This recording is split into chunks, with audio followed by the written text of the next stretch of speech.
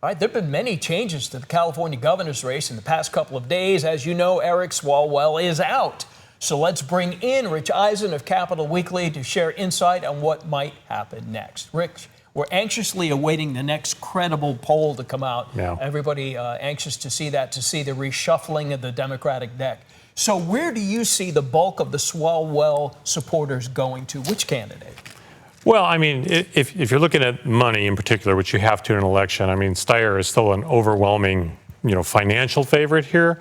I do think there's a chance that Matt Mahan could see this as a real shot to get into the race, because really he hasn't really been very strong in this race yet. But I understand he's about to drop a ton of TV ads across all the platforms now, which many are online. Those are by far the bigger platforms these days. Certainly Katie Porter has a chance to make some inroads here. I mean, after everything that happened with Swalwell, you would think that maybe a female candidate could pull some folks in. I think they're still the three that are probably the most likely. So you mentioned those three. Would you see the Swalwell vote going evenly to all three, or are you seeing some leaning right now that a bulk of the Swalwell vote might be going, say, to Steyer? I know the two campaigns have some polling that shows about an even split. I don't think any of these candidates is going to get the overwhelming percentage of what might have gone to Swalwell. I think it's going to be pretty evenly split. With Swalwell out, is that giving a clearer path for one or both Republicans to be in the final two, Hilton and Bianco? Does this help them or hurt them? Depends on who you ask, but I think for a lot of folks, I think it hurts them, right? And of course, Trump putting the thumb on the scale for Hilton probably did not help Sheriff Bianco in his cause.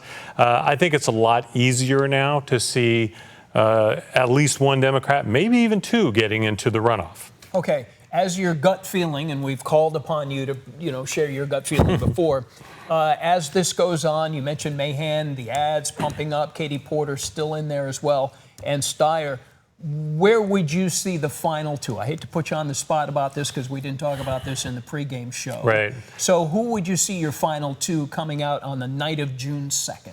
I'm going to caveat this. Okay. Because if it was today, if I had to choose today, my gut would tell me it would probably be Steyer and Hilton.